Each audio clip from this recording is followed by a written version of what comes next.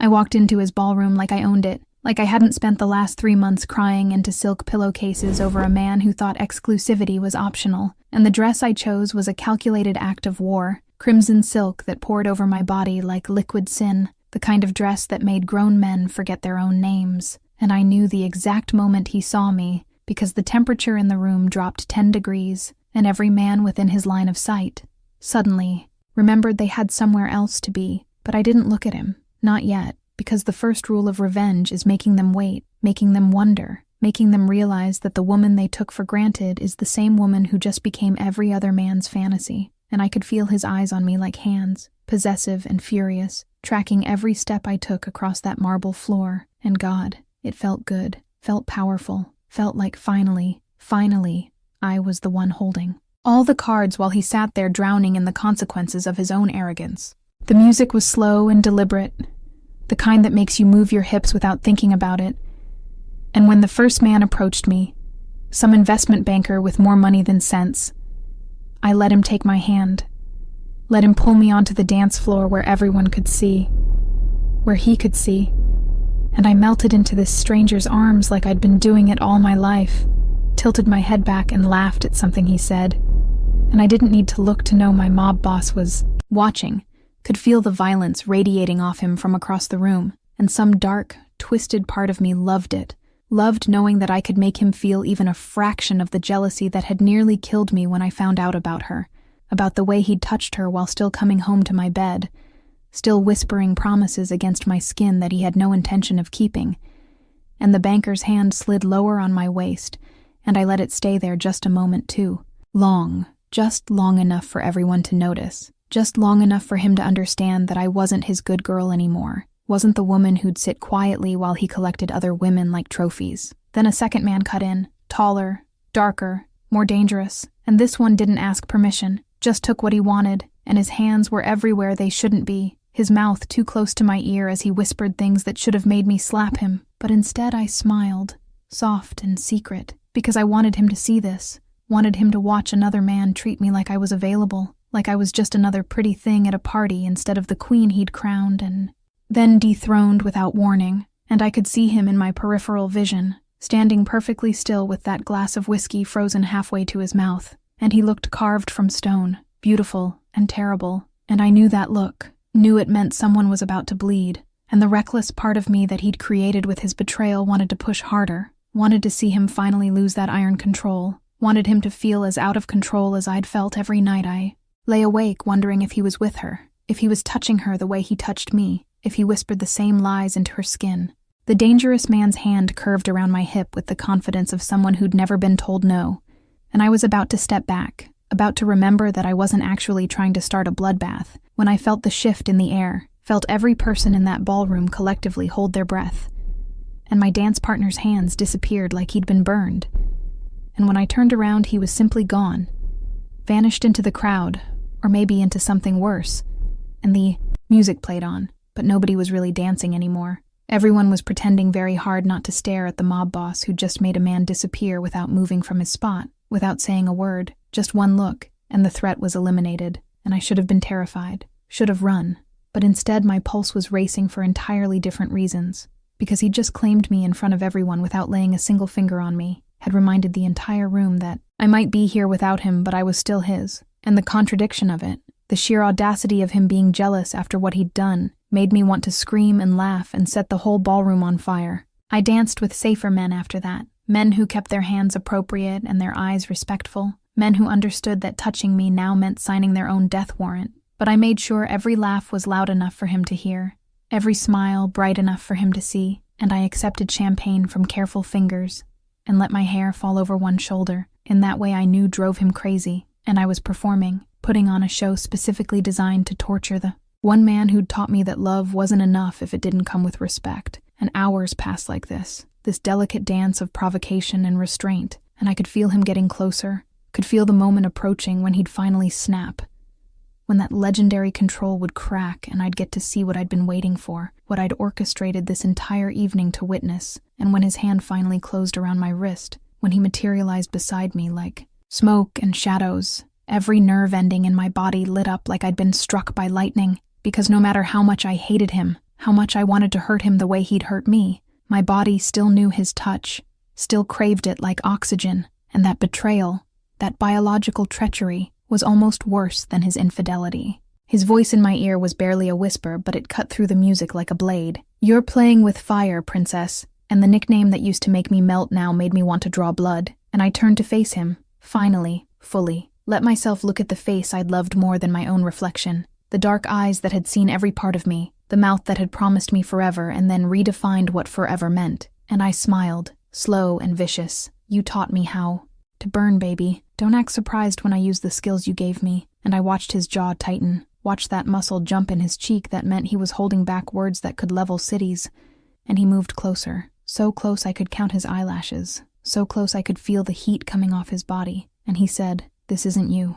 This isn't who you are," with such absolute certainty that rage flooded through me, hot and bright. And I laughed, actually laughed in his face. "You don't know who I am anymore. You lost the right to know me when you decided one woman wasn't enough, when you thought you could have me waiting at home while you played with your other toys." And something cracked in his expression, something that might have been pain or might have been fury, and for a second I thought he might kiss me or kill me or both, but instead he said, voice rough and low, "She meant nothing." And those 3 words, those pathetic, insufficient 3 words, broke something in me that I didn't know was still whole. "She meant nothing," I repeated, tasting the words. "So you risked everything, risked us, risked this, for nothing. Is that what you're telling me? That I'm crying over nothing? That I've been dying inside for months over absolutely nothing?" And my voice was rising now, all the careful control I'd maintained slipping away. "Do you know what that makes me? If she was nothing and you still chose her over keeping your promises to me, what does that make me?" And he reached for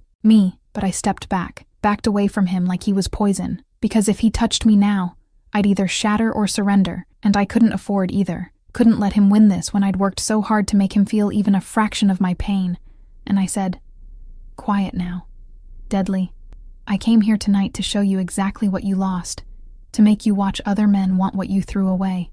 And judging by the body you just disappeared, I'd say the message was received."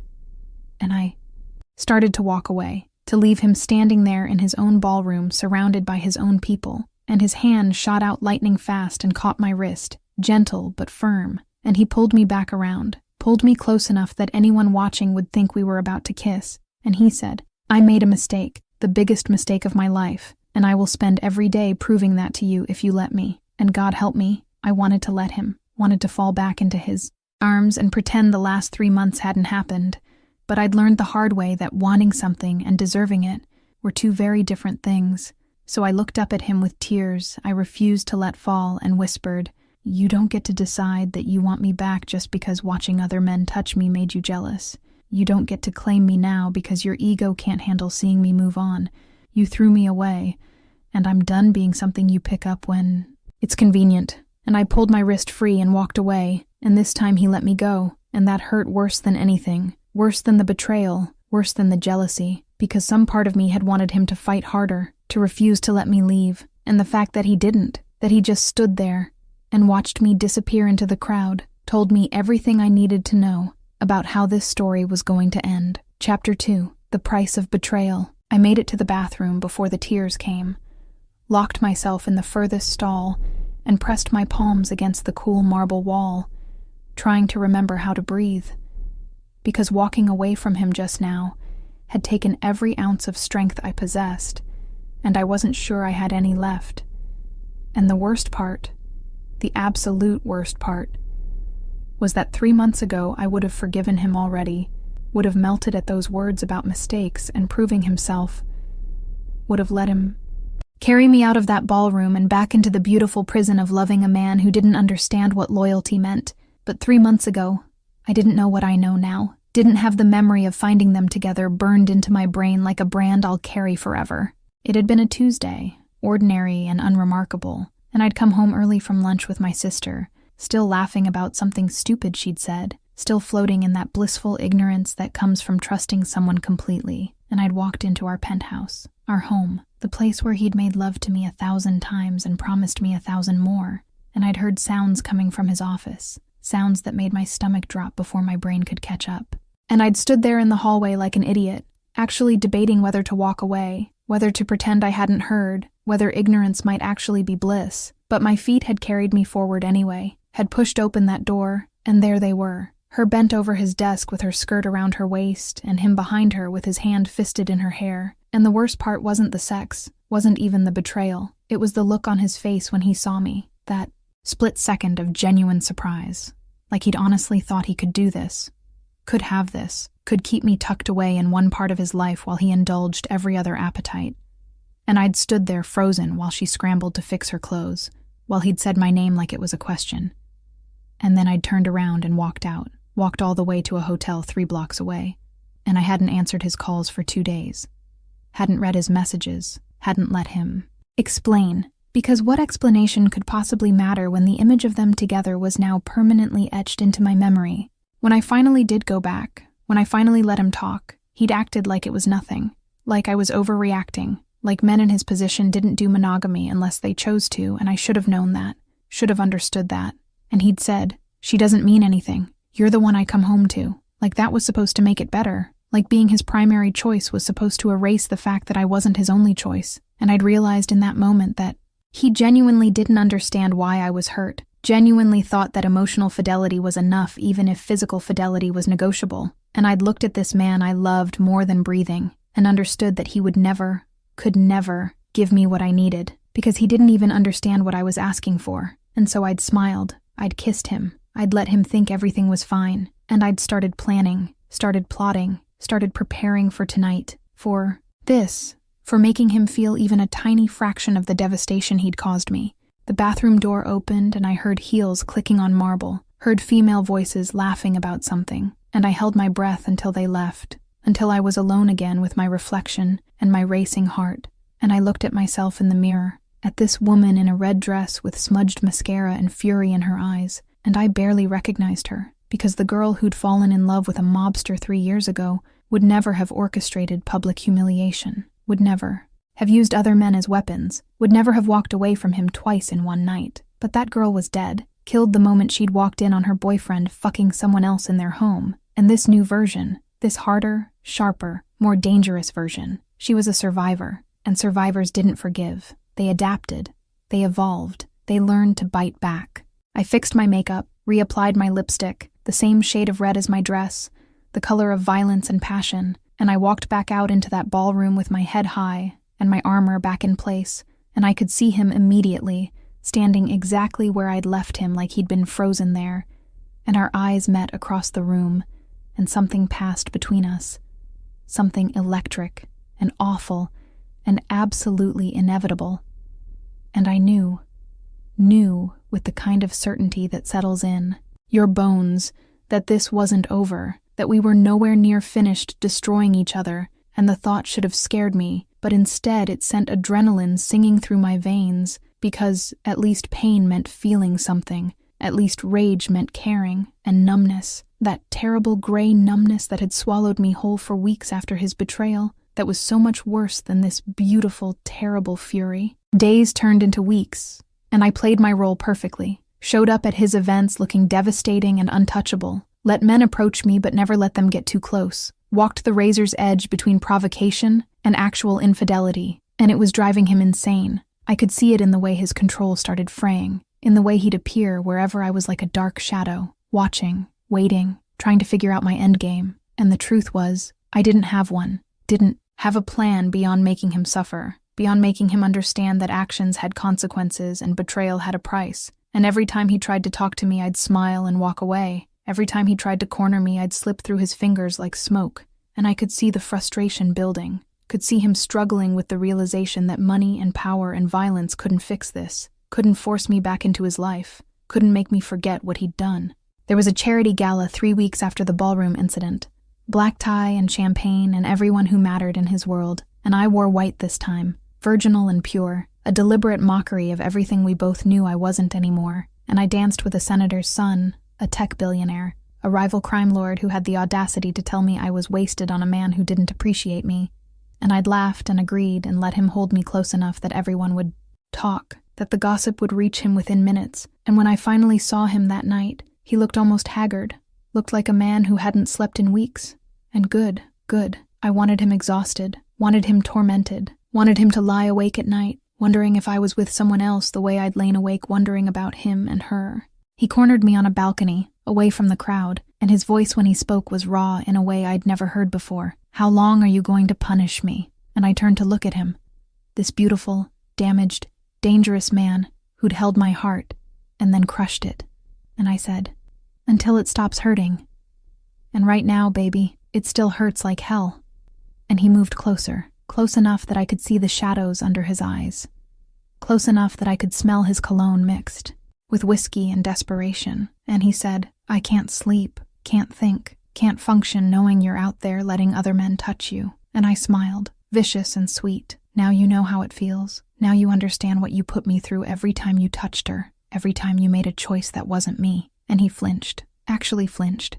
And I'd never seen him react to anything with visible pain before, and something in my chest cracked just a little. But I couldn't let it show, couldn't let him see that hurting him was hurting me too, because if I did, I'd lose, would fall right back into the cycle of forgiving and forgetting, and pretending that love was enough when respect was absent. "I ended it," he said suddenly, urgently. "The day you found us, I ended it. I told her to leave and never come back. I haven't touched anyone since you, haven't even looked at anyone since you." And I wanted to believe him. God, how I wanted to believe him. But belief required trust. And trust was something he'd shattered so completely, I didn't know if I'd ever find all the pieces. So I said, "That doesn't change what you did, doesn't erase the memory, doesn't make me forget. That you thought I was disposable enough to risk." And I walked away again, left him standing on that balcony alone, and I didn't look back even though every instinct screamed at me to turn around, to run to him, to let him hold me and promise me it would never happen again, because promises were just words, and words were cheap, and I'd learned the hard way that actions were the only currency that mattered, and his actions had shown me exactly where I stood in his list of priorities, and it wasn't at the top, wasn't even close. And until that changed, until he proved with more than words that I was worth choosing every single day, I couldn't let myself fall back into his orbit, couldn't let myself become the woman who forgave betrayal simply because love demanded it. Hey everyone, it's Lena here. If you're loving this story as much as I am, subscribe to the channel and turn on notifications so you don't miss any chapters of this intense saga. Things are going to get even more exciting from here on out, I promise. Let's go. Chapter 3, When Power Breaks. I started going to places I knew he'd never expect me. Underground clubs where the music pounded so hard you could feel it in your chest. Art gallery openings in parts of the city he didn't control. Poetry readings in bookstores that smelled like old paper and rebellion. And I did it deliberately, methodically, erasing myself from his world piece by piece. And every time his men reported back to him, every time he heard I was somewhere without his protection. Somewhere. Dangerous. I knew it was killing him, knew that his need to control extended to keeping me safe even when I didn't want his protection. And there was something delicious about using his own nature against him, about making his protective instincts into a weapon that only hurt him. I met someone at one of those gallery openings, an artist with paint-stained fingers and eyes that actually saw me instead of just seeing a mobster's ex-girlfriend, and his name was James, and he was completely, utterly normal. No violence in his past, no blood on his hands, just a guy who painted cityscapes and laughed easily and didn't make me feel like I was constantly walking a tightrope over an abyss. And I let him buy me coffee, let him walk me through his studio, let him kiss me goodnight on my doorstep, like we were normal people living normal lives. And it was nice, genuinely nice. And that scared me more than anything because nice had never been enough before. Safety had never been enough before. I'd always craved the danger, the intensity, the feeling of being consumed by someone who burned too hot to touch. And James was lukewarm water when I'd spent years drinking fire. But maybe that was exactly what I needed. Maybe I needed to learn that love didn't have to hurt to be real. Except I couldn't stop thinking about him. About the mob boss I was trying so hard to forget. Couldn't stop wondering what he was doing, if he was sleeping, if he was suffering the way I'd suffered. And it was pathetic, really, how completely he'd ruined me for anyone else. How even when I was with James, sweet, uncomplicated James, my mind was across the city imagining dark eyes and dangerous hands and a voice that could command empires or whisper my name like a prayer. And I hated myself for it. Hated that betrayal hadn't killed my love, had only twisted it into something sharper, something that cut us both. The night everything changed started ordinary enough. I was at dinner with James at some trendy restaurant in Soho, and he was telling me about his next exhibition, and I was nodding and smiling and trying to focus on his words instead of the empty feeling in my chest that nothing seemed to fill. And then I felt it, that familiar shift in the air that meant he was near, that awareness that prickled across my skin like electricity.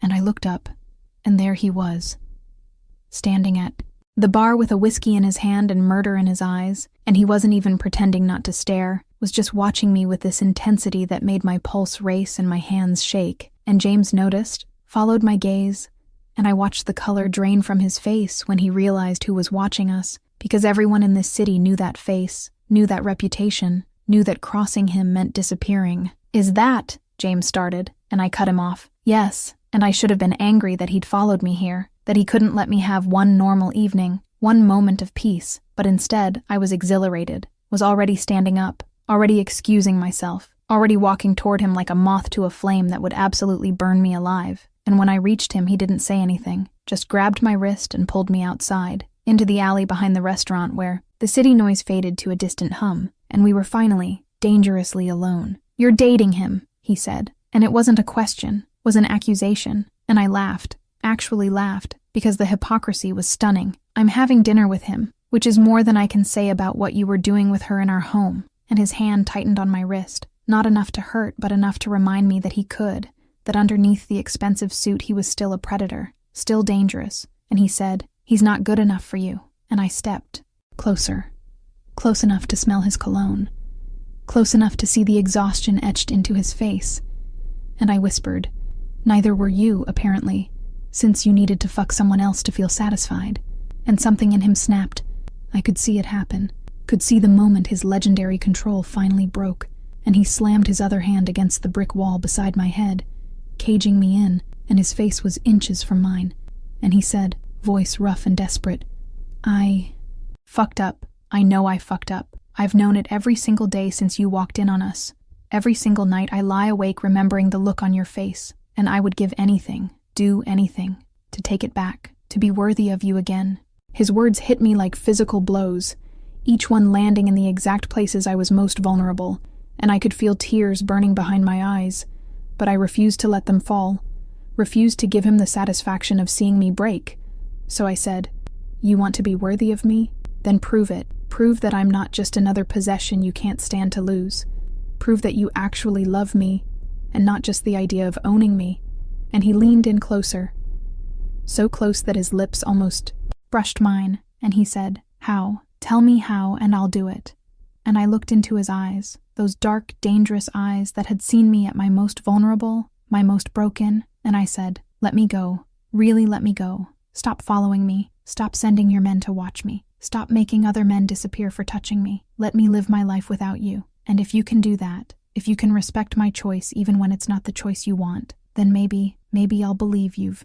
The silence that followed was deafening, was loaded with everything we weren't saying, and I could see him struggling, could see the war happening behind his eyes between what he wanted and what I needed, and for a long moment I thought he might refuse, might tell me that he couldn't, that asking him to let me go was like asking him to stop breathing. But then he stepped back, released my wrist, put physical distance between us even though I could see how much it cost him, and he said, voice barely above a whisper, Okay, I'll let you go. I'll stay away. But know this. Know that every second I'm not with you is torture. Know that I'm not giving up on us. I'm just giving you space. And when you're ready, if you're ever ready, I'll be waiting." And then he turned and walked away, actually walked away from me, left me standing in that alley with my heart pounding and tears finally spilling down my cheeks. And I didn't know if I'd just won or lost. Didn't know if his letting me go was growth or giving up. And the uncertainty was almost worse than the anger had been. I went back inside, back to James, who was still sitting at our table looking nervous, and I sat down and tried to smile, tried to pretend my entire world hadn't just shifted on its axis. And James said, "Are you okay?" And I wanted to say yes, wanted to lie and pretend that I was fine, that seeing him hadn't affected me. But instead I said, "No, I'm not. I'm sorry, James. You're wonderful. You're exactly the kind of man I should want. But I can't do this.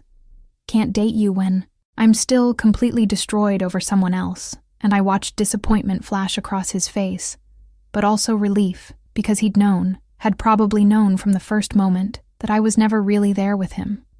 was always somewhere else, with someone else. And he nodded and said, "I understand. I hope you figure it out. Hope he deserves you." And I left, walked out into the New York night alone.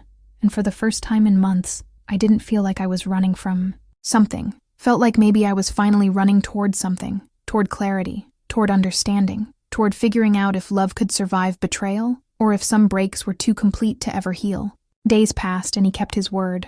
I didn't see him at events, didn't find his men following me, didn't hear about anyone disappearing for looking at me wrong, and the freedom should have felt good, should have felt like victory, but instead it felt empty, felt like I'd won the battle but lost something essential in the process.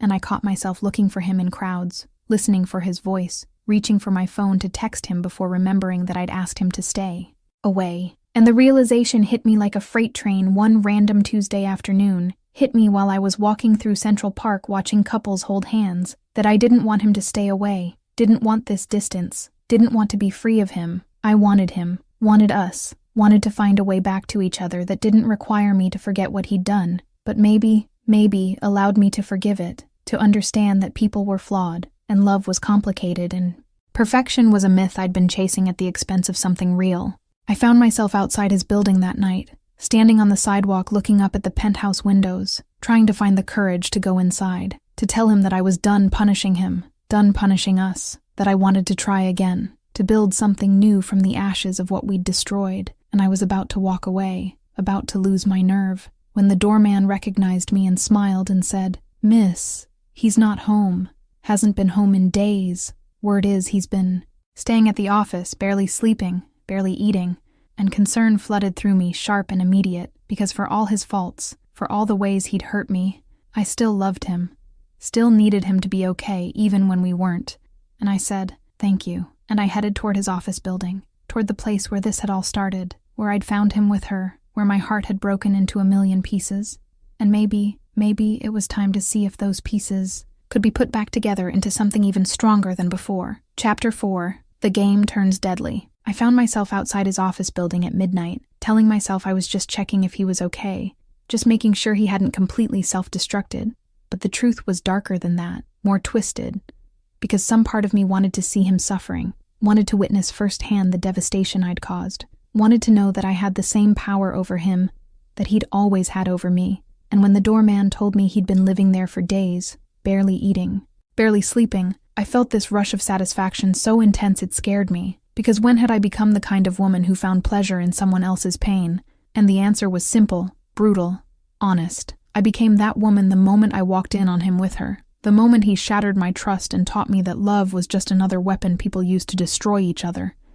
The elevator ride to his floor felt endless, my reflection staring back at me from the mirrored walls, and I looked different than I had months ago, harder somehow, sharper, like I'd been filed down to my most dangerous edges, and I was wearing black tonight, a dress that hugged every curve and ended high enough on my thigh to be a statement, and I'd chosen it deliberately, had put on the perfume he loved, and the heels that made my legs look endless, because if I was going to walk back into that office, back into the scene of my greatest humiliation, I was going to do it looking like every fantasy he'd ever had and could no longer touch. And when the doors opened, I could hear music playing, something dark and instrumental, and I followed the sound to his office, pushed open the door without knocking, and there he was. He was standing at the window with a glass of whiskey in one hand, still in his suit pants, but his shirt was unbuttoned, tie gone, and even from behind I could see the exhaustion in every line of his body, could see the way he'd lost weight, the way his clothes hung differently, and he said without turning around,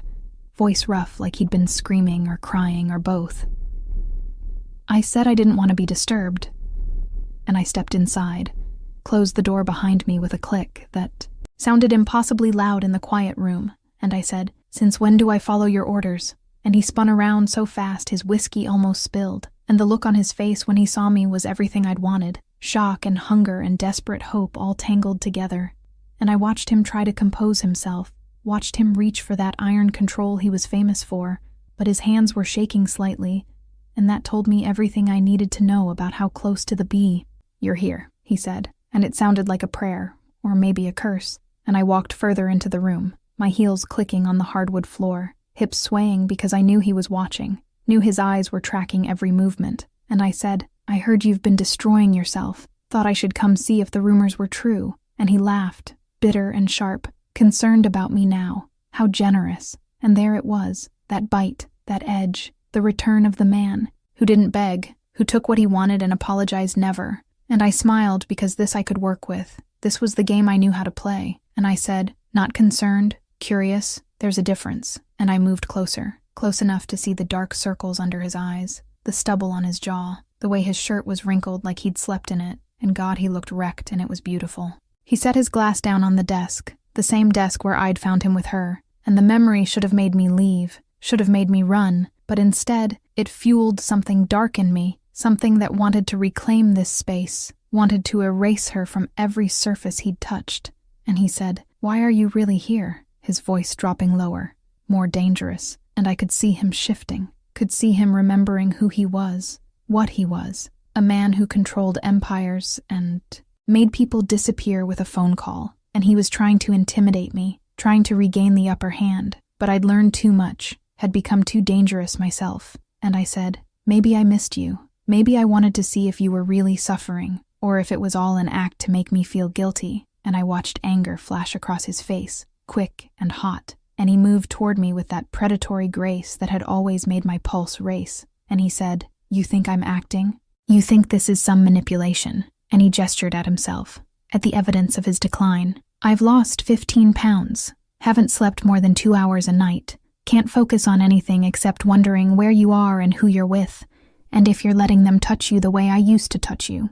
His honesty was a weapon, and he knew it, was using it deliberately to crack my armor, and I should have stepped back, should have maintained distance, but instead I moved closer, close enough that I could smell his cologne mixed with whiskey and exhaustion, and I said, "Good, I want you to suffer, want you to feel a fraction of what I felt, want you to lie awake at night imagining me with someone else the way I imagined you with her." And his jaw clenched, that muscle jumping in, his cheek that meant he was barely holding on to his control, and he said, voice rough, Are you fucking him? That artist? That safe little nobody who probably paints you like you're something precious?" And the jealousy in his voice sent heat pooling in my stomach, liquid and dangerous. And I smiled. Would it matter if I was? Would it change anything? You don't get to be jealous anymore. You lost that right. And he stepped even closer, invaded my space completely. And he said, "I'll always be jealous. I'll always want to kill any man who touches you. That doesn't go away just because I fucked up." We were inches apart now, close enough that I could feel the heat coming off his body, could see the way his pupils were dilated, could feel the electricity crackling between us like it always had, like it always would. And I said, "You don't own me anymore." And he said, "I never owned you. You're not something that can be owned, but you were mine, and I was yours, and I destroyed that, and I'll regret it every day for the rest of my life." And his hand came up, almost touched my face, but stopped just short, hovering there like he was afraid I'd shatter if he made contact. And I could see the want in his eyes, the desperate need, and some cruel part of me enjoyed it, enjoyed having this power over him, enjoyed watching him struggle, and I leaned in closer, so close our lips almost touched, and I whispered, "You want to touch me?" And he said, voice breaking, "More than I want to breathe." And I smiled against his mouth and said, "Too bad," and started to pull away. His control snapped. I felt it happen, felt the moment he stopped trying to be good and just took what he wanted, and his hand fisted in my hair and he kissed me, hard and desperate and absolutely devastating, and I should have pushed him away, should have maintained my boundaries, but my body had been starving for this, for him, and I kissed him back with equal fury, equal need, and it was nothing like our kisses before, was all teeth and anger and months of repressed want, and his other hand gripped my waist, pulled me flush against him, and I could feel how much he wanted me, could feel the evidence of his desire pressing against my stomach, and I bit his lip hard enough to hurt, tasted blood, and he groaned into my mouth like pain from me was pleasure, and his hands were everywhere, sliding up my thigh, gripping my ass, tangling in my hair, trying to touch every part of me at once like he was afraid I'd disappear.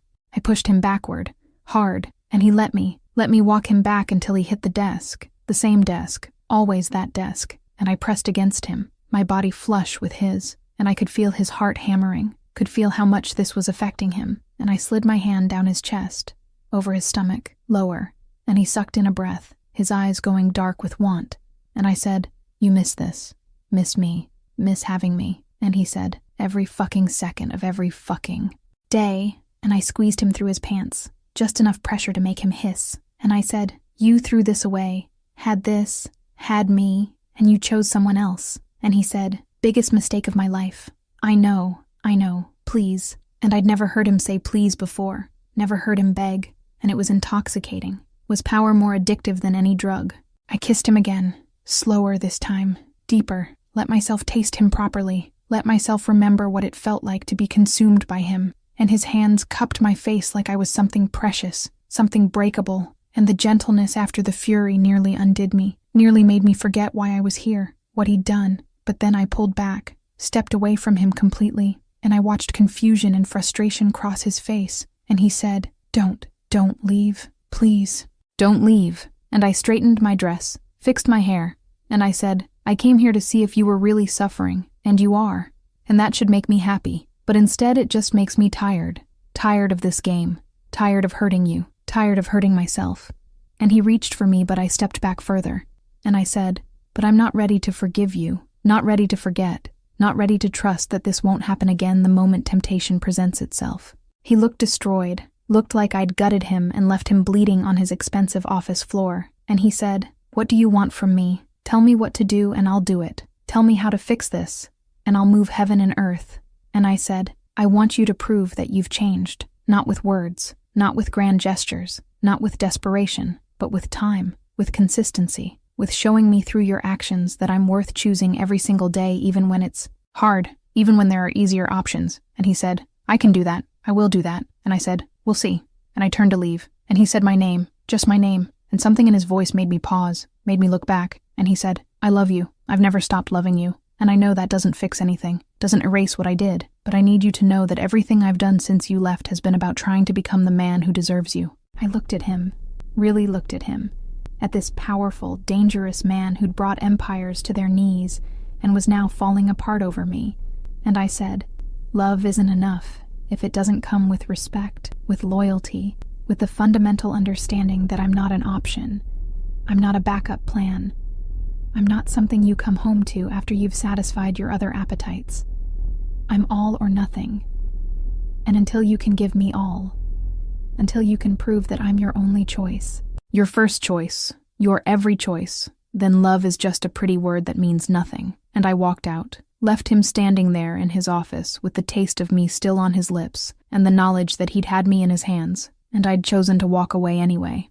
And the power of that, the absolute certainty that I controlled this now, that he would come to me when I was ready and not a moment before, was the first thing that had felt good in months. I made it to the elevator before my knees started shaking, before the adrenaline crash hit me, before I realized what I'd just done, how close I'd come to giving in, how much I'd wanted to stay, to let him touch me properly, to fall back into the familiar comfort of his arms. But I'd held firm, had maintained my boundaries, had proven to both of us that I was stronger than my want, stronger than my love, strong enough to walk away from everything I desired, because I deserved, better than what he'd given me. And when I got outside, the cold night air hit my face and I could breathe again, could think again, could remember that this was about more than want or love or chemistry. This was about respect and trust and building something that could survive more than just passion. And he needed to understand that, needed to really, truly comprehend that I wasn't coming back until he could offer me something real, something lasting, something worth the risk of getting my heart broken all over again. Chapter 5. The Queen Takes the Board. The next 3 weeks were a masterclass in psychological warfare, and I played my role with the precision of a surgeon and the cruelty of someone who'd learned from the best, attending every event, every gala, every opening looking absolutely devastating. And I knew he was watching, knew his men were reporting back every detail of my nights, every smile I gave another man, every hand that touched my waist, and the knowledge that I was torturing him should have made me feel guilty, but instead it made me feel powerful, made me feel like finally I was the one holding all the cards, while he scrambled to figure out how to win a game where the rules kept changing. I went to a charity auction on Thursday wearing emerald green silk that made my eyes look predatory, and within minutes I had 3 different men offering to buy me drinks, to bid on items in my name, to take me to dinner after, and I let them orbit around me like planets around the sun, let some tech entrepreneur lean too close while whispering in my ear, his hand possessive on my lower back, and I could feel him before I saw him, that familiar electricity that made every nerve ending come alive. And when I finally looked across the room, He was standing near the bar with murder in his eyes, watching, and that muscle in his jaw was twitching, and his knuckles were white around his glass. He lasted exactly 20 minutes before he crossed the room, and I could track his progress by the way people instinctively moved out of his path, by the way conversations died as he passed, and when he reached me, the tech entrepreneur fled like his life depended on it, and probably it did, and my mob boss looked at me with those dark eyes that promised retribution and pleasure in equal measure, and he said, voice low enough that only I could hear, "You're playing a dangerous game, princess." And I turned to face him fully, let him see the challenge in my eyes, and I said, "I learned from the best, baby. You taught me that games are only dangerous if you're afraid to lose." And something flickered across his face that might have been pride, or might have been pain. And he moved closer, invaded my space like he had every right to, and he said, "That man had his hands on you." I smiled slow and vicious, and I said, "And what are you going to do about it? You don't own me anymore, remember? You gave up that privilege when you decided one woman wasn't enough." And his hand came up, fingers wrapping around my wrist, gentle but firm. And he said, "I never decided one woman wasn't enough. I decided I was entitled to everything I wanted without consequences, and I was wrong. But that doesn't mean I can stand here and watch other men touch what's mine." And I yanked my wrist free, stepped back, and I said, "I'm not yours. I stopped being yours the moment you touched her, and you don't get to reclaim me just because your ego can't handle seeing me move on." And he flinched like I'd slapped him, and I said, "You want to know what's really dangerous? What keeps me up at night? It's not these men who flirt with me. It's the fact that even after everything I still want you, still crave you, still dream about you, and that terrifies me. Because it means you have power over me that I can't seem to break no matter how hard I try." The honesty surprised both of us, hung in the air between us like a confession, and his expression shifted, softened, and he said, "You think you're the only one terrified? I wake up every morning afraid that today will be the day you finally move on, finally find someone who deserves you, finally stop looking at me like I'm worth the fight. And that fear is worse than anything I've ever faced, worse than rivals, worse than the feds, worse than death, because losing you permanently would destroy me in ways a bullet never could." And he reached for me, but I stepped back, maintained the distance, and I said, "Then you should have thought about that before you risked us." And I drained my champagne and said, "I'm leaving, and you're not going to follow me. You're not going to send your men to watch me. You're going to let me walk out of here and trust that I'll come back when I'm ready." And his whole body went rigid, every muscle tensing like I'd asked him to cut off his own arm. But he said nothing, just watched me leave, and I made it to the exit before I heard him say my name just once, broken and raw, but I didn't turn around.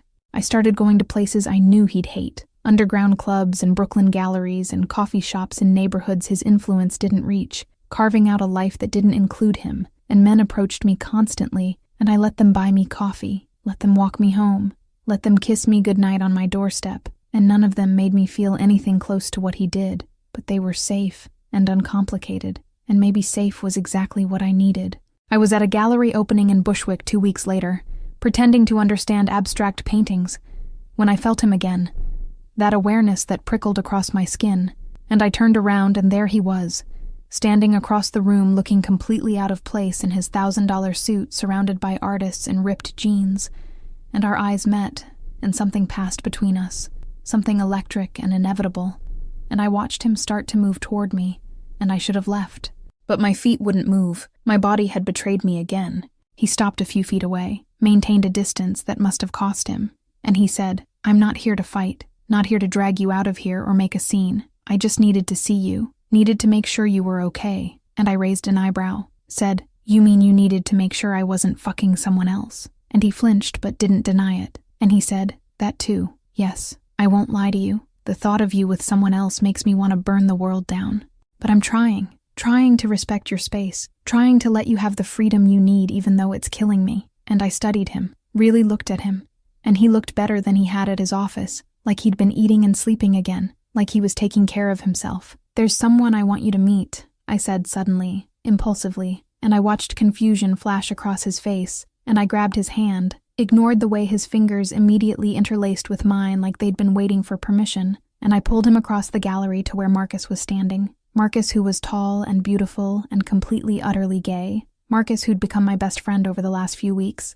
And I said, "This is Marcus. He's the artist whose work you're pretending to understand." And Marcus grinned, shameless and warm, and said, "So, you're the infamous mob boss who broke my girl's heart. I'd say it's nice to meet you, but she's told me things that make me want to punch you in your very attractive face." And my mob boss looked between us, looked at the way Marcus had his arm around my shoulders, the easy intimacy, and I watched him process, watched him realize, and something like relief flooded his expression. We talked for an hour, the three of us, and it was strange and surreal and almost normal. Marcus telling stories about the art world, my mob boss actually relaxing enough to smile, to joke, to be charming, and I watched him be respectful and kind, and genuinely interested in my new life, trying to fit into it instead of demanding I come back to his. And that shift, that fundamental change in approach, meant more than any grand gesture ever could. And when the night ended, when Marcus hugged me goodbye and told my mob boss to treat me right or face his wrath, my mob boss walked me outside and said, "Thank you for letting me stay, for not kicking me out, for giving me a glimpse of your world." And I said, "You're welcome." And he said, "Can I drive you home?" And I was tired of fighting, tired of being strong, so I said, "Okay." The drive was quiet, charged with everything we weren't saying, and his hand rested on the gear shift between us, close enough to touch but not touching, and I could feel the restraint radiating off him. And when we pulled up outside my building, he put the car in park and said, "I know I don't have the right to ask, but are you happy? Are you okay? Are you healing?" And I turned to look at him, really look at him, and I said, "I don't know. Some days I feel like I'm getting better, and other days the pain hits me all over again, and I hate that you still have this power over me. Hate that I can't seem to let you go no matter how much you hurt me." And he said, "I don't want you to let me go, but I want you to be happy more than I want you to be mine. And if that means stepping back, if that means watching you build a life without me, then I'll do it, because loving you means wanting what's best for you even when it destroys me." I kissed him then, couldn't stop myself, leaned across the center console and pressed my lips to his, and it was soft and sad and tasted like goodbye, or maybe hello. I couldn't tell anymore. And when I pulled back, he was looking at me like I'd just given him oxygen after drowning. And I said, "I'm not ready yet, not ready to trust you, not ready to forgive you, but I'm trying to see past my pain, trying to believe that people can change." And he cupped my face, gentle and reverent, and he said, "Take all the time you need. I'll wait forever if that's what it takes." And I got out of the car before I could change my mind, before I could invite him upstairs, before I could fall back into old patterns. And I walked into my building without looking back, and I made it to my apartment before I started crying, before the weight of it all crashed over me, the impossible choice between safety and passion, between healing and hoping, between protecting myself and risking everything for a man who'd already proven he could destroy me. Chapter 6, The Breaking Point. The invitation came on a Wednesday, heavy black cardstock with gold embossing that screamed money and danger in equal measure, an invitation to Dmitry Volkov's annual gala, and I stared at it for a full minute, trying to figure out why a Russian arms dealer would be inviting me to anything. And then I saw the note attached in unfamiliar handwriting that said, "Come alone, beautiful girl, let's discuss your boyfriend's debts." And my blood ran cold because I didn't have a boyfriend. Hadn't had one in months, but Dmitry apparently didn't know that. And the implication was clear. He thought I was still with my mob boss, thought I could be used as leverage, thought I was a weakness that could be exploited. I should have thrown the invitation away, should have called him and warned him, should have done anything except what I actually did, which was put on the most devastating dress I owned, diamond white that made me look like an ice queen, and show up at Dmitry's mansion alone like I had a death wish. And maybe I did. Maybe I was so tired of the game, so exhausted from months of pushing him away while wanting him desperately, that I'd decided to do something monumentally stupid just to feel something other than this endless cycle of anger and want. And when I walked into that ballroom full of dangerous men and dangerous women, I felt eyes on me immediately, predatory and assessing, and I lifted my chin and smiled like I belonged there, like I wasn't terrified, like I hadn't just walked into a den of wolves wearing sheep's clothing. Dmitry found me within minutes, tall and blonde and handsome in that cold Nordic way, and he kissed my hand with old-world charm and said, "I wasn't sure you'd come. Most women have more sense than to accept invitations from men like me." And I said, "Most women haven't spent the last few months learning how to be dangerous from a man far scarier than you." And he laughed, delighted, and he said, "Ah yes, your mob boss. Tell me, is he still pining after you, still making everyone around him miserable with his heartbreak?" And I said, "We're not together anymore." And I watched interest sharpen in Dmitry's eyes, watched him reassess me, recalculate my value, and he said, "How fascinating. So you're here on your own, unprotected, unclaimed. And the way he said it made my skin crawl, but I smiled anyway and said, I'm here because your note intrigued me. What debts were you referring to? He guided me through the crowd with a hand on my lower back that felt nothing like when my mob boss touched me, felt proprietary in all the wrong ways, and he said, your former lover killed 3 of my men last year over a territory dispute, and I've been waiting for the right moment to collect payment. And then I heard about you, heard about the beautiful woman who brought him to his knees, and I thought, what better payment than taking the thing he values most? And ice flooded my veins, genuine fear, because I'd walked into this thinking I was in control, and I'd just realized I was prey, and I said, trying to keep my voice steady, he doesn't value me anymore. We're done. Using me won't hurt him. And Dmitri smiled, cold and amused, and he said, darling, the whole city knows he's been destroying himself over you, knows he'd burn everything he's built to get you back, and whether you're together or not doesn't change the fact that you're his. Weakness and weaknesses are meant to be exploited. I tried to pull away, but his hand tightened on my back, painful now. And he said, don't make a scene. There are 20 armed men in this room, and all of them work for me. You came here alone. No one knows where you are, and if you scream, if you fight, it will only make this harder. And panic clawed at my throat, but I forced it down, forced myself to think, to calculate, to figure out how to get out of this. And I said, what do you want from me? And he said, I want you to call him, tell him to come here, tell him to come alone. And then I want to watch his face when he realizes he's trading his life for yours. And I said, he won't come, won't trade himself for me. We're not together anymore. But even as I said it, I knew it was a lie, knew that despite everything, despite the betrayal and the months of pain, he'd come for me, would walk into a trap if it meant keeping me safe. And that knowledge sat heavy in my chest because it meant he loved me, really loved me, enough to die for me. Dmitri pulled out his phone, handed it to me and said, call him now, or I start hurting you and send him pictures until he comes anyway. And I took the phone with shaking hands and dialed the number I'd memorized years ago, the number I'd deleted and redialed 100 times over the last months. And it rang twice before his voice came through, rough like I'd woken him. Yes, just that one word. And I said, it's me. And I heard him sit up, heard the rustle of sheets, heard the immediate alertness in his voice when he said, what's wrong? Where are you? Are you okay? And I said, I'm at Dmitri Volkov's gala, and I need you to come here, alone. He says you owe him a debt. And the silence on the other end was deafening, was loaded with understanding and fury and fear. And he said, voice deadly calm, put him on the phone. I handed the phone to Dmitri and watched his face as he spoke, watched him smile cruel and satisfied.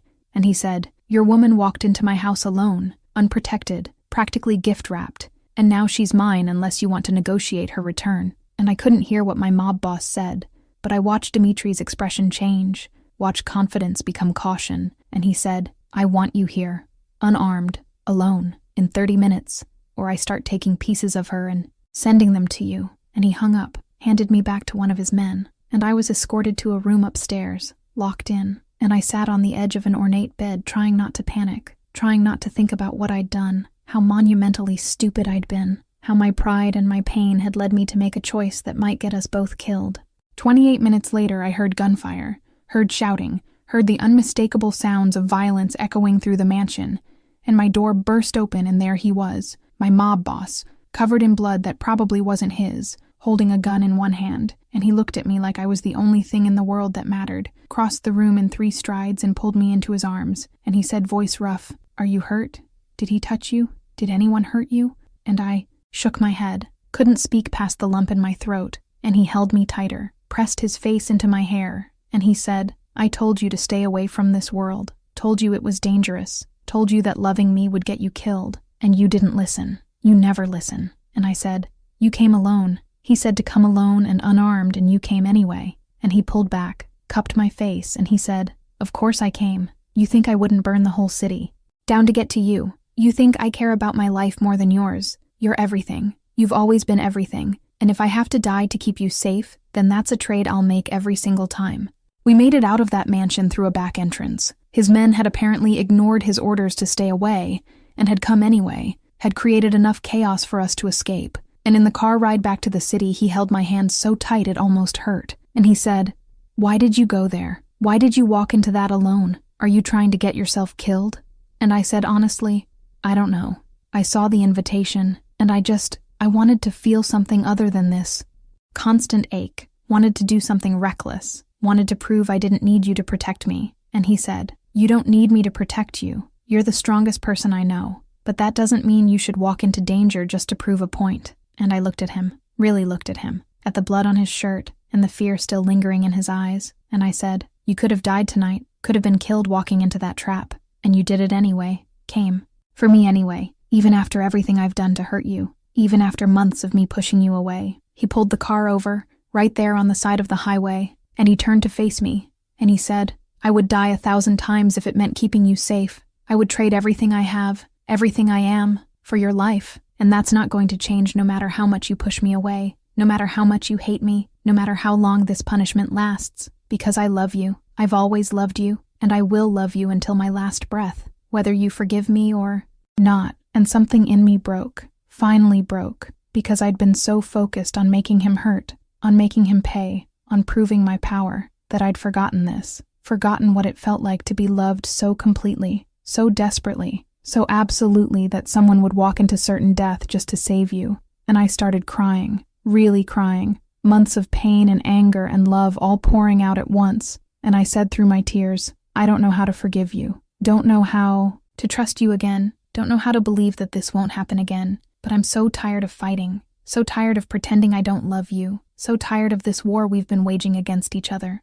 He pulled me across the center console, pulled me into his lap, and he held me while I cried, stroked my hair and whispered, I know, I'm so sorry. I'm so sorry for everything I did, for every moment of pain I caused you, for breaking something beautiful because I was too stupid and arrogant to appreciate what I had." And I said, "I've been horrible to you, punishing you endlessly, making you suffer, enjoying your pain, and tonight I almost got us both killed because I was so caught up in this game that I forgot what actually matters." And he said, "You weren't being horrible. You were protecting yourself, setting boundaries, making me earn back what I lost. And you had every right to do that, every right to make me prove I'd changed before letting me back into your heart." And I pulled back enough to look at him, to see his face streaked with my tears. And I said, "Did you change? Are you different now? Or are you just performing to get?" He looked at me with those dark eyes that had always seen too much, and he said, "I'm different. I had to be, because losing you showed me who I really was, showed me that all my power and money and control meant nothing if I didn't have you. And I've spent every day since trying to become someone worthy of your trust, someone who understands that love requires sacrifice and commitment, and putting you first, even when it's hard, especially when it's hard." And I kissed him. Then, soft and desperate, tasting salt and blood and everything we'd been through, and he kissed me back like I was air, and he'd been drowning. And when we finally broke apart, we were both breathing hard, both crying, both holding on to each other like letting go meant falling into an abyss we might not survive. Chapter 7.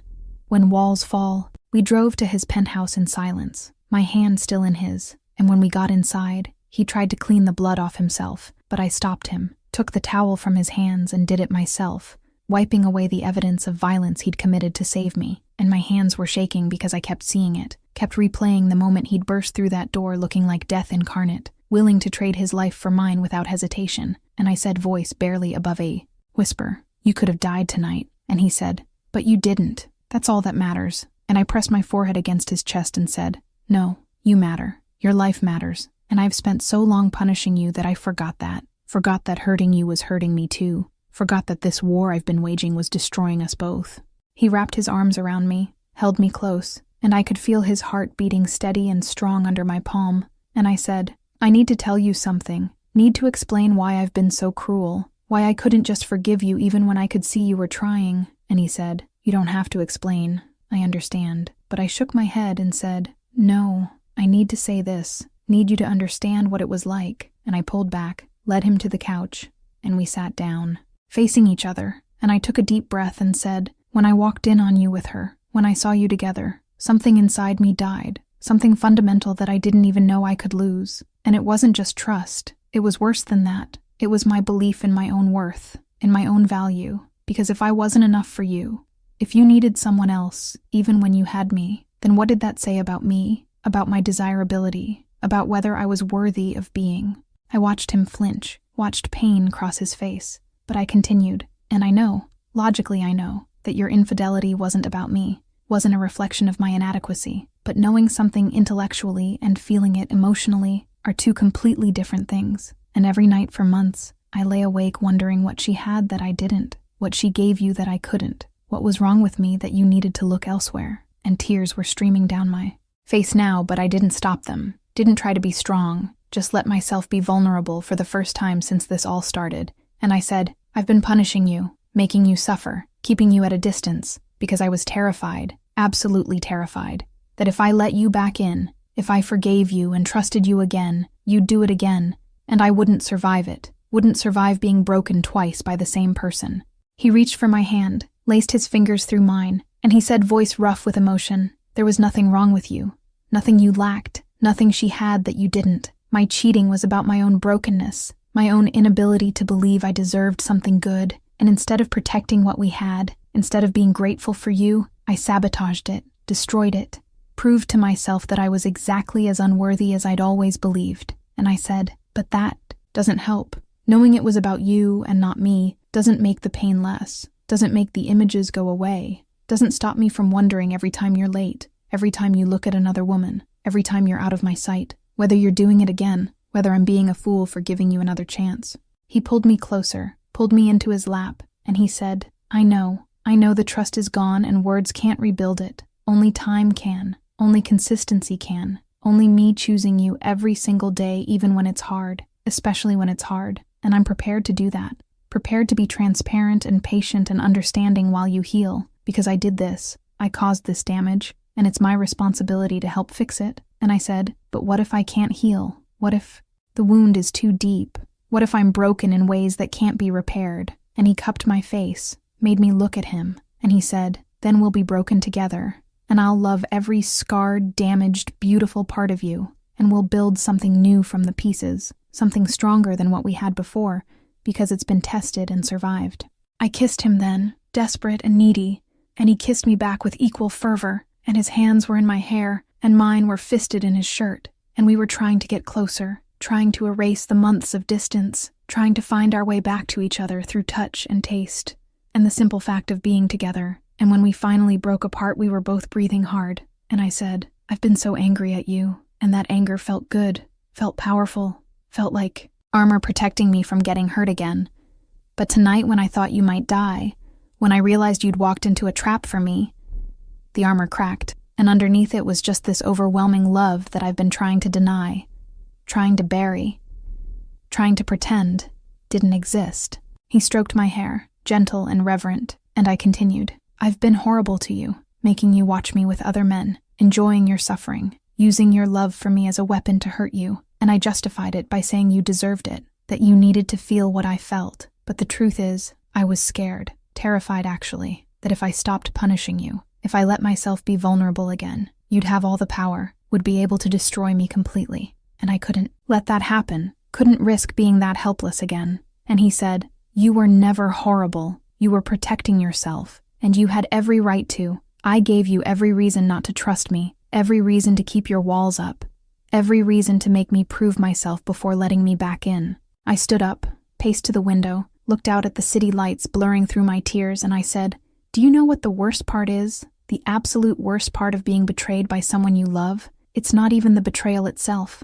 It's what it does to you afterward, how it changes you, makes you suspicious and guarded and mean, makes you question everything, makes you unable to accept love even when it's being offered genuinely, because you're so convinced it's going to be taken away, so certain that happiness is temporary and pain is inevitable. And I hate that. Hate what your infidelity turned me into. Hate that I became someone who found pleasure in others' suffering, who used manipulation and games instead of honest communication. He came up behind me, wrapped his arms around my waist, and he said, you didn't become someone else. You adapted. You survived.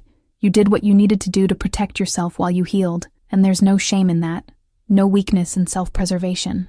And I leaned back against him, let myself be held, and I said, but I'm tired of being that person, tired of the games and the walls and the constant fear. I want to be the woman I was before, the one who loved openly, and trusted completely and believed in forever, but I don't know if I can get back to her. Don't know if she even exists anymore or if she died that day in your office. He turned me around, made me face him, and he said, maybe she doesn't exist anymore. Maybe you can't go back to who you were. But maybe you can become someone even better, someone who's been tested and survived, someone who knows her own strength, someone who loves with her eyes open instead of closed, someone who's powerful not despite her scars, but because of them. And I looked at him, really looked at him, and I said, "When did you become so wise?" And he smiled, sad and small, and he said, "When I lost you, when I had to examine every part of myself to figure out how to become worthy of another chance, when I realized that growth comes from pain, and I'd caused enough pain for both of us to grow exponentially." I took his face in my hands,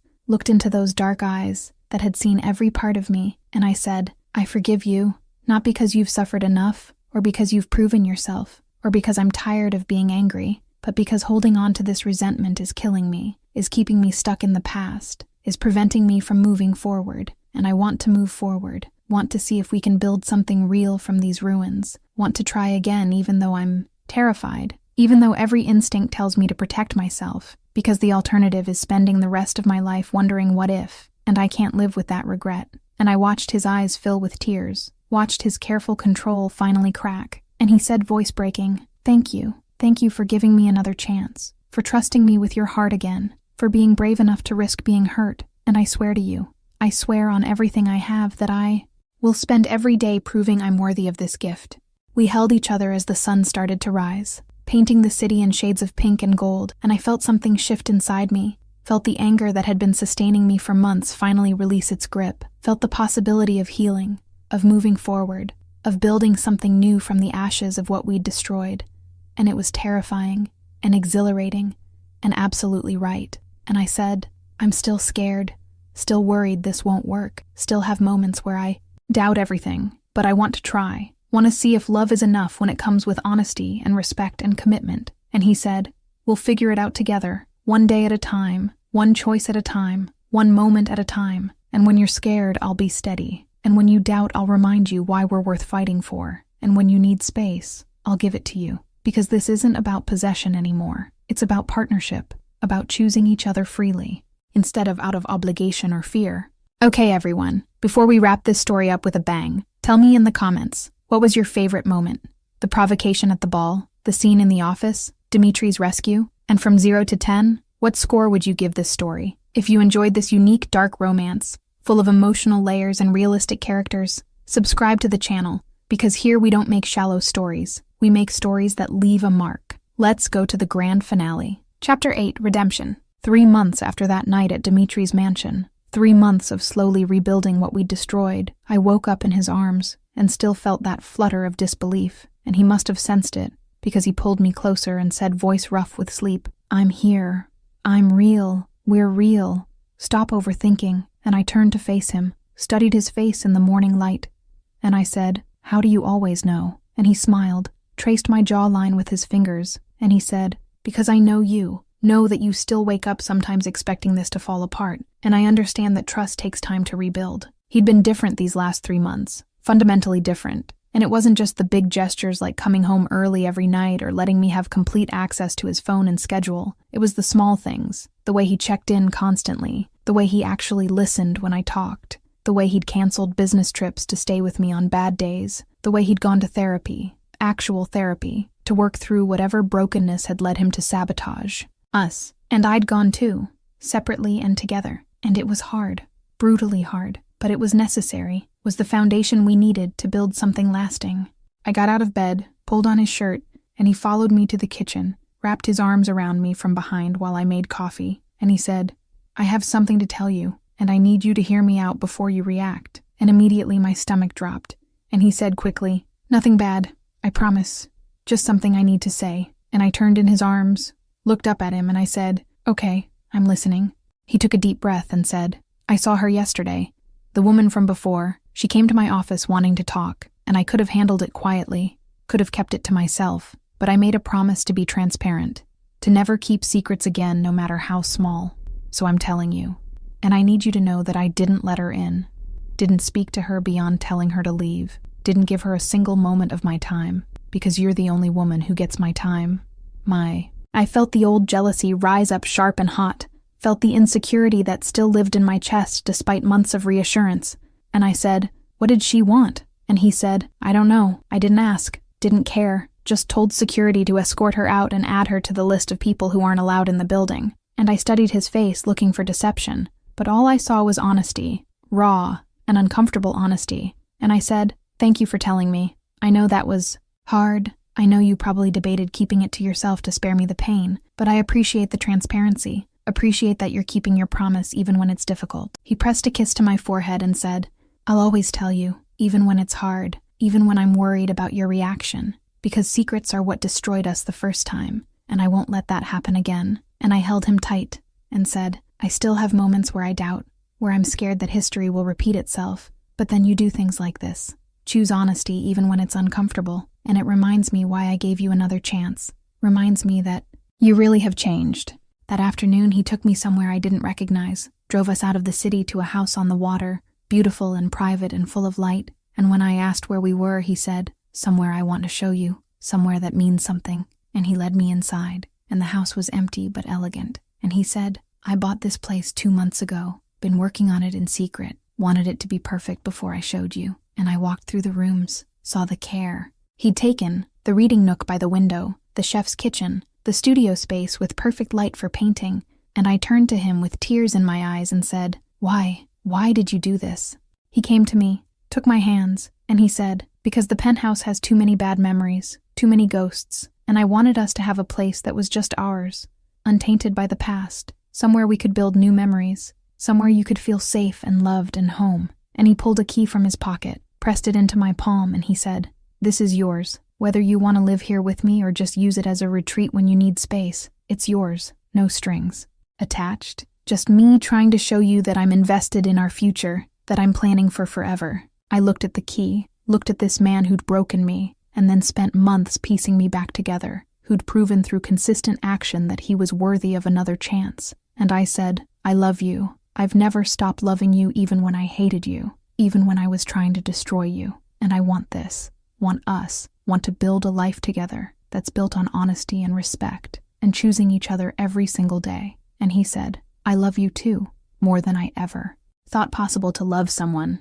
And I know I don't deserve this second chance, don't deserve your forgiveness, but I'm going to spend the rest of my life trying to be worthy of the gift you've given me." We made love in that empty house, slow and tender, and full of promise. And it was different than before, less about possession and more about connection, less about control and more about surrender. And afterward we lay wrapped in each other, and I said, "I forgive you, really truly forgive you, not just with my words, but with my heart. And I'm letting go of the resentment, letting go of the need to punish you, letting go of the fear that you'll hurt me again, because holding onto all of that was poisoning me, was preventing me from being fully present in what we're building."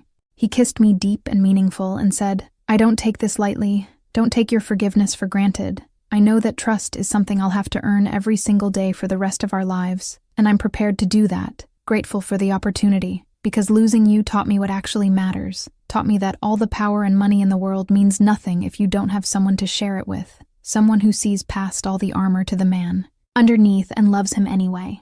I traced patterns on his chest, felt his heartbeat steady under my palm, and I said, "You're not broken anymore. You did the work to heal, went to therapy, examined your patterns, figured out why you sabotaged what we had, and that took real courage, and I'm proud of you for doing it, proud of you for becoming someone better instead of just making excuses." And he said, "I had the best motivation, had you, had the possibility of us, had the knowledge that if I didn't change, I'd lose the only thing that ever really mattered." We stayed in that house until sunset, planning and dreaming and talking about the future with honesty and realistic expectations instead of just passion and promises. And when we finally drove back to the city, I felt lighter than I had in months, felt like maybe we really could do this, could build something lasting from the ruins of what we'd destroyed. And he reached over and took my hand and said, "Thank you for not giving up on us, for fighting through the pain, for being brave enough to try again. You could have walked away, could have chosen someone safer and easier, but you stayed, and that means everything to me." I looked at him, at this dangerous, beautiful man who'd learned to be gentle, who'd learned to be vulnerable, who'd learned that strength wasn't about control but about surrender. And I said, "I stayed because underneath all the hurt and anger I could see you trying, could see you changing, could see that your remorse was real and your commitment to growth was genuine. And that gave me hope, hope that we could survive this, hope that love could be stronger than betrayal if both people were willing to do the work."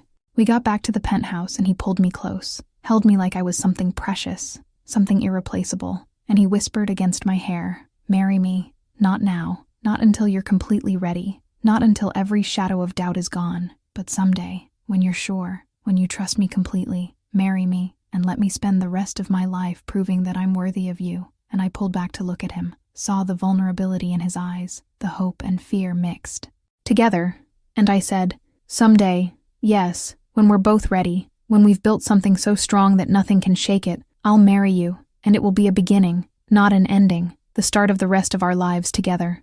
He kissed me then, soft and sweet, and it tasted like forgiveness and redemption and new beginnings, tasted like second chances and hard-won trust, tasted like love that had been tested and survived. And when we finally broke apart, we were both smiling, both crying a little, both understanding that we'd been given something rare, something precious, the chance to take something broken and make it beautiful again. And as I fell asleep in his arms that night, I felt peace for the first time in months, felt hope for our future, felt gratitude for the journey we'd taken, because sometimes the only way to build something strong is to first watch it crumble, to see exactly where the weaknesses were, and to rebuild with intention and care and a commitment to doing it right this time. And whatever came next, whatever challenges we'd face them together, choosing each other every single day, building a love story that was messy and imperfect and absolutely real. The end.